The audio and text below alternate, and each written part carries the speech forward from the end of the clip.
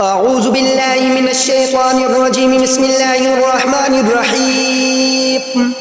اللهم صل على سيدنا ومولانا محمد صاحب التاج والمعراج والبراق والعلم، دافع البلاء والمباء والقحط والمرض والألم. اسمه مكتوب مرفوع مشفوع منقوش في اللوح والقلم.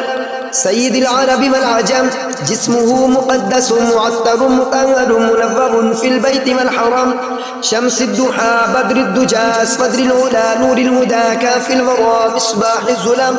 جميل الشجم شفيع الأمم صاحب الجود والكرم.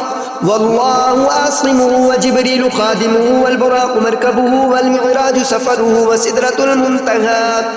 وسدرة المنتهى مقامه وقاب قوسين مطلوبه والمطلوب مقصوده والمقصود موجوده. سيد المرسلين خاتم النبيين شفيع المذنبين أنيس الغريبين رحمة للعالمين راحة العاشقين مراد المشتاقين.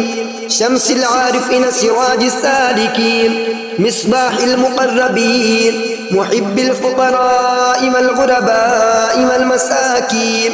سيد الثقلين نبي الحرمين إمام القبلتين وسيلتنا في الدارين صاحب قاب قوسين محبوب رب المشرقين ورب المغربين.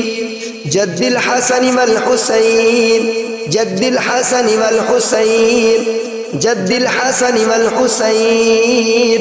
مولانا ومولى الثقلين أبي القاسم محمد بن عبد الله نور من نور الله. يا أيها المشتاقون بنور جماله بلغ العلا بكماله كشف الدجى بجماله حسنت جميع خصاله. صلوا عليه وآله وأصحابه وسلموا تسليما كثيرا كثيرا كثيرا. آمنت بالله صدق الله العظيم.